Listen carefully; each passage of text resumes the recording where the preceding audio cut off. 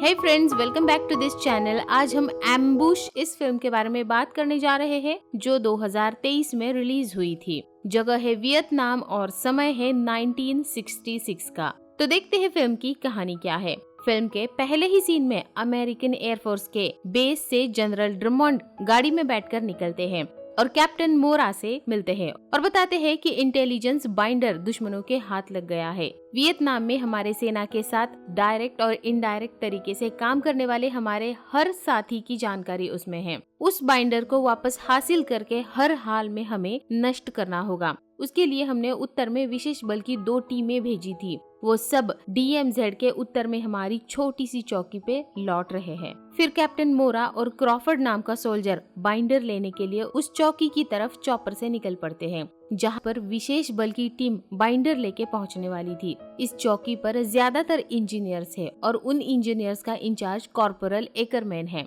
फिर कैप्टन मोरा corporal Ackermann को पूछता है कि एक बहुत ही जरूरी दस्तावेज यहाँ पहुँचने वाला था, क्या वो पहुँच गया है? उस दस्तावेज की कोई भी जानकारी कॉर्पोरल एकरमैन को नहीं थी, इसीलिए वो बाहर जाकर अपने सभी साथी सोल्जर्स को उस दस्तावेज के बारे में पूछता है, लेकिन किसी को भी उसके बारे में कुछ भी नहीं पता था। तभी दूसरी तरफ से छुपते छुपते 2 अमेरिकन सोल्जर इसी कैंप की तरफ आते हैं और कैप्टन मोरा को वो दस्तावेज देते हैं। वो 2 सोल्जर बताते हैं कि वे 6 सोल्जर्स थे, जिनमें से अब सिर्फ और सिर्फ ये दोनों ही बचे हैं। इनकी बातें चल ही रही थी कि तभी एक इंजीनियर जो अपनी बंदूक साफ कर रहा था, उससे गलती से गोली चल जाती है। तो कैप्टन मोरा उस इंजीनियर पे और कॉर्पोरल एकरमैन पे बहुत गुस्सा करता है और फिर जनरल ड्रमंड को रेडियो के जरिए दस्तावेज मिलने की जानकारी भी देता है। दूसरे दिन सभी सोल्जर कैंटीन में खाना खा रहे होते हैं कि तभी इन पे अचानक से जोरदार गोलियां चलने लगती हैं। दरअसल इन पर वियतनामी सोल्जर मतलब वियतकॉन्ग ने हमला किया था। कैप्टन मोरा दस्तावेज को एक बॉक्स में छुपा देते हैं। वियतकॉन्ग अमेरिकी सोल्जर पे बमबारी भी शुरू कर देते हैं। बड़ी मुश्किल से सभी अमेरिकन सोल्जर बाहर निकलकर दुश्मनों का मुकाबला करने लगते हैं। इस हमले में कुछ अमेरिकन जख्मी हो जाते हैं तो कुछ की जान भी चली जाती है। दुश्मनों की तरफ से होने वाली जोरदार बमबारी से अमेरिकन सोल्जर फंस गए थे, वो कुछ कर नहीं पा रहे थे। दुश्मन अब इनके कैंप के काफी नजदीक पहुंच गए थे, तो सभी अमेरिकी सोल्जर मिलकर एक साथ उनका पीछा करने लगते हैं। इसी दौरान कैप्टन मोरा देखता है कि दस्तावेज बॉक्स में नहीं है, उसे दुश्मन यानी कि वियतकॉन्ग ले गए हैं। तुरंत ही वो जनरल ड्रमंड को इसकी जानकारी देता है। इनके तकरीबन 14 सोल्जर्स मारे गए थे और 40 दुश्मन वियतकॉन्ग के मारे गए थे। फिर कैप्टन मोरा और कॉर्पोरल एकरमैन दस्तावेज वापस लेने के लिए वियतकॉन्ग को ढूंढने की रणनीति बनाते हैं। ये लोग अपनी रणनीति बना ही रहे होते हैं कि तभी इनकी मदद के लिए जनरल ड्रमंड ने जिस कर्नल मिलर को भेजा था वो यहाँ पे इनके कैंप में हेलीकॉप्टर से पहुँच जाता है।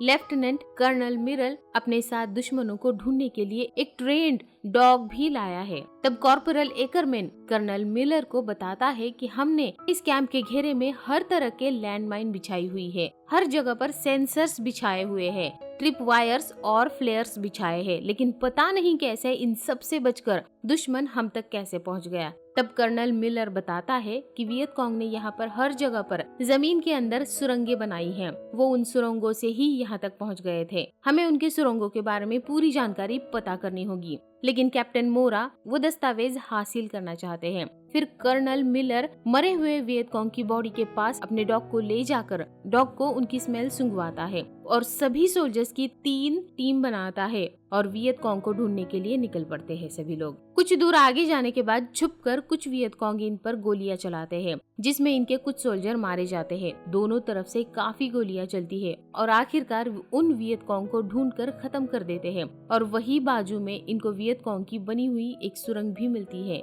अमेरिकन सोल्जर्स को पानी में, आसमान में और जमीन पे लड़ने का तजुर्बा है, लेकिन वियतकॉन्ग सुरंगों में छुपकर लड़ाई कर रहे थे। ये तरीका अमेरिकी सोल्जर्स के लिए नया था। इससे पहले उन्होंने ऐसे हालात कभी नहीं देखे थे और यहाँ अमेरिकियों में ज्यादातर तजुर्बेकार सोल्जर नहीं थे, बल्कि ज्यादातर लोग यहाँ पर इंजीनियर्स थे। कर्नल मिलर एक टीम को सुरंग में भेजता है तो वो इसकी जानकारी कैप्टन मोरा और कैप्टन ड्रमंड को देता है। तब ड्रमंड इसको ऑर्डर देता है कि एक टीम को नीचे सुरंग में भेजो और पूरी सुरंग का नक्शा बना के दस्तावेज को ढूंढकर वापस लाओ। इस मिशन के लिए सुरंग के अंदर जाने वाली टीम को सिर्फ 2 घंटे दिए जाएंगे। ड्रमंड क्रॉफर्ड नाम के सोल्जर को रेडियो से ऑर्डर देता है कि टीम के सुरंग के अंदर जाने के 2 घंटे बाद सुरंग को पूरी तरह से नष्ट करना है। तो क्रॉफर्ड अपने साथ ढेर सारा बारूद ले लेता है और कर्नल मिलर के पास आ जाता है। फिर कर्नल मिलर सभी अमेरिकन सोल्जर्स को बाइंडर और उसके दस्तावेज के बारे में पूरी जानकारी देता है और कॉर्पोरल एकरमैन को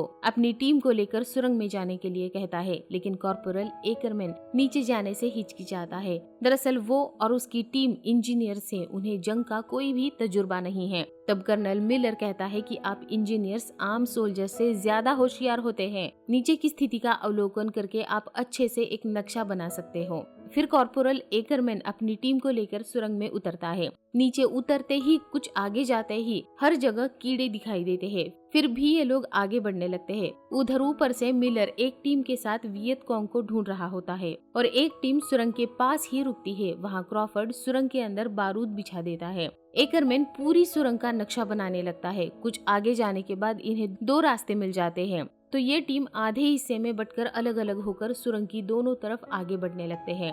ग्लेड हिल, नेविंस, कोल ये 3 सोल्जर एक सुरंग में जाते हैं, तो दूसरी सुरंग में मीरा, बॉयड, गेट्स और कॉर्पोरल एकरमैन जाते हैं। वियत कॉन्ग ने इन सुरंगों में जगह जगह अलग अलग तरह के जाल बिछा रखे हैं। कहीं पे जहरीले बिच्छू रखे हुए हैं जो एक सोल्जर पे गिरते हैं, जिससे वो काफी डर जाता है। तो कॉर्पोरल एकरमैन उसे कहता है कि अगर बाहर जाने का रास्ता मिलता है तो मैं तुम्हें कैंप में भेज दूंगा, इसीलिए तुम डरो मत, इनके काटने से तुम्हें कुछ भी नहीं होगा। उधर कोल की टीम को सुरंग के अंदर और एक 2 राह मिलता है। तब ग्लेड हिल और कोल अलग अलग होके आगे बढ़ते हैं। थोड़ी ही दूर आगे जाने के बाद ग्लेड हिल अचानक सामने आए हुए गड्ढे में गिर जाता है। वहाँ नीचे वियत कॉन्ग ने नुकीली लकड़ियाँ बिछाई हुई थी, जो ग्लेड हिल के शरीर में घुसने से उसकी जगह पे ही मौत हो जाती है। इस तरीके से बहुत सारे मौत के जाल इन सुरंगों में बिछाए हुए थे वियत कॉन्ग ने। फिर आगे जाने के बाद नेविंस और कोल को एक रूम मिल जाती है जहाँ पर कुछ वियत कॉन्ग थे। कोल सभी को गोलियां मारकर खत्म कर देता है, लेकिन कोल को भी गोलियां लग जाती है, जिससे वो घायल हो जाता है। नेविंस यहाँ पर बाइंडर को ढूंढता है, पर यहाँ पर उसे कुछ भी नहीं मिलता। तब कोल नेविंस को यहाँ से अकेले ही चले जाने को कहता है, क्योंकि वो खुद काफी जख्मी हो चुका था और इस वजह से यहाँ से वो निकल नहीं पाएगा, ऐसा उसे लग रहा था। नेविंस कोल को यहाँ पर अकेले छोड़ के जाना नहीं चाहता था, लेकिन मजबूरन उसे यहाँ से अकेले ही जाना पड़ता है। दूसरी तरफ एकरमैन की टीम को भी एक कमरा मिलता है। ये सभी लोग यहाँ पर हर जगह बाइंडर की तलाश कर रहे होते हैं कि तभी अचानक एक वियत कॉन्ग यहाँ पर आ जाता है, तो ये सभी लोग उसे गोलियां मारकर खत्म कर देते हैं और उधर कोल की तरफ आने वाले कुछ वियत कॉन्ग को कोल खत्म कर देता है, पर आखिरकार उनकी गोलियों की वजह से इसकी जान चली जाती है। उधर जमीन पर क्रॉफर्ड की टीम को एक सुरंग से एक वियत कॉन्ग निकलते हुए दिखाई देता है, तो तुरंत ही क्रॉफर्ड उस वियत कॉन्ग को गोली मारकर खत्म कर देता है और अपनी टीम को लेकर सुरंग में उतरता है। दूसरी तरफ सुरंग के अंदर कॉर्पोरल एकरमैन की टीम को एक रूम मिल जाती है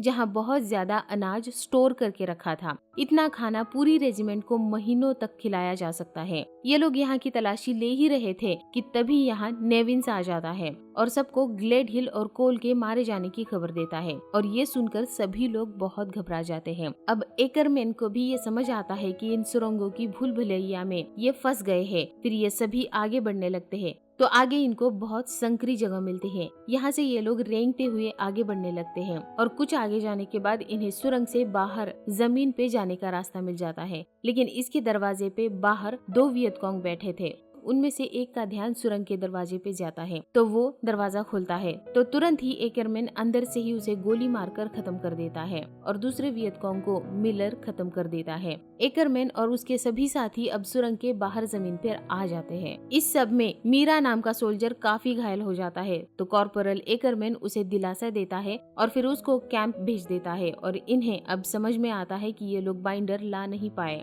दरअसल उन्होंने कुछ गलत कागजात अपने साथ लेकर आए थे। मिलर फिर से एकरमैन और उसकी टीम को सुरंग के अंदर भेजता है। ये लोग सुरंग के अंदर एक रूम में पहुंचकर वहां की तलाशी ले ही रहे होते हैं कि तभी यहाँ पर क्रॉफर्ड और उसकी टीम भी पहुंच जाती है और फिर ये सब मिलकर आगे बढ़ते हैं और कुछ दूर आगे जाने के बाद फिर से अलग अलग होकर आगे बढ़ने लगते हैं। तभी अचानक क्रॉफर्ड की टीम पे वियत कॉन्ग हमला कर देते हैं, जिसमें इसका एक साथी मारा जाता है। तो क्रॉफर्ड उन सभी दुश्मन वियत कॉन्ग को फ्लेयर गन से जलाकर खत्म कर देता है। दूसरी तरफ कॉर्पोरल एकरमैन एक रूम के अंदर आता है यहाँ पर जख्मी वियतकॉन्ग को इलाज के लिए रखा हुआ है, मानो जैसे ये रूम एक हॉस्पिटल है। यहाँ नेविन्स उन सभी वियतकॉन्ग को खत्म करना चाहता था, तो बाकी के सभी सोल्जर उसे रोकते हैं और समझाते हैं। फिर ये लोग उन सभी जख्मी वियतकॉन्ग को वहीं पे छोड़कर आगे बढ़ने लगते हैं। उधर क्रॉफर्ड एक जगह पर फ्लेयर गन के गैस टैंक की वजह से फंस जाता है, तो उस पे एक वियतकॉन्ग गोली चलाता है, जिससे गैस टैंक से बहुत बड़ा ब्लास्ट हो जाता है, जिसकी आवाज से सभी अमेरिकी सोल्जर को पता चल जाता है कि क्रॉफर्ड मारा गया है। दूसरी तरफ कॉर्पोरल एकरमैन की टीम पर सुरंग की शाफ्ट से ग्रेनेड फेंकते हैं, जिससे बहुत बड़ा धमाका हो जाता है। एकरमैन की टीम के सभी सोल्जर घायल हो जाते हैं, लेकिन उसमें गेट्स बहुत घायल हो जाता है और नेविन्स की मौत हो जाती है। इसे वही छोड़कर बाकी के सभी सोल्जर आगे बढ़ने लगते हैं। तभी इनका पीछा करने वाले वियतकॉन्ग इन पर गोलियां चलाते हैं। वो इनके बहुत करीब पहुंचते हैं। दोनों तरफ से गोलियां चलती है, हाथापाई हो जाती है। इसमें गेट्स को और एक गोली लग जाती है। एकरमैन सभी दुश्मन वियतकॉन्ग को मारने में कामयाब हो जाता है और कुछ ही देर में गेट्स मर जाता है। अब सिर्फ एकरमैन और बॉयड ये दोनों ही जिंदा बचे हैं। अब एकरमैन और बॉयड डिसाइड करते हैं कि अपने मरे हुए साथियों के लिए ये लोग बाइंडर को ढूंढेंगे, ना कि कैप्टन मोरा के लिए। तो ये लोग वेंटिलेशन शाफ्ट से आगे बढ़ते हैं। कुछ आगे जाने के बाद इन्हें हथियारों का स्टोर रूम मिल जाता है, जिसके अंदर वो बाइंडर भी दिखाई देता है। तो कॉर्पोरल एकरमैन बाइंडर लेने जाता है, तभी वियतकॉन्ग इस पर हमला कर देता है और फिर इन दोनों के बीच में हाथापाई हो जाती है। बॉयड के हाथ बाइंडर लग जाता है। तभी एकरमैन के साथ हाथापाई करने वाला वियतकॉन्ग वहाँ पे ग्रेनेड से ब्लास्ट कर देता है। एकरमैन और बॉयड ब्लास्ट से तो बच जाते हैं। तभी वियतकॉन्ग चाकू से कॉर्पोरल एकरमैन पे हमला करके कॉर्पोरल एकरमैन को घायल करता है। तब बॉयड उस वियतकॉन्ग को चाकू मारकर खत्म कर देता है। तभी क्रॉफर्ड ने बिछाया हुआ बारूद फटने लगता है। हर जगह से सुरंग धंसने लगती है। ये दोनों किसी तरह से बचते हुए सुरंग से बाहर निकलते हैं। सुरंग के बाहर आते ही इन्हें कर्नल मिलर की टीम मिलती है, जो इनका पीछा कर्नल मिलर के डॉग की मदद से कर रहे थे। फिर ये सभी लोग कैंप में लौटते हैं, तो इन्हें जनरल ड्रमंड रेडियो के जरिए बाइंडर को नष्ट करने के ऑर्डर्स दे देता है और कॉर्पोरल एकरमैन के काम की सराहना भी करता है। कर्नल मिलर को बाइंडर को जलाते हुए देखकर कॉर्पोरल एकरमैन उसे रोकने की कोशिश करता है, पर कैप्टन मोरा के बीच में आने से वो कुछ भी नहीं कर पाता। कॉर्पोरल एकरमैन को बहुत बुरा लगता है कि ये लोग कितनी आसानी से इसे जला रहे हैं और इसे ही वापस लाने के लिए इनके लगभग सभी साथियों की जान चली गई थी।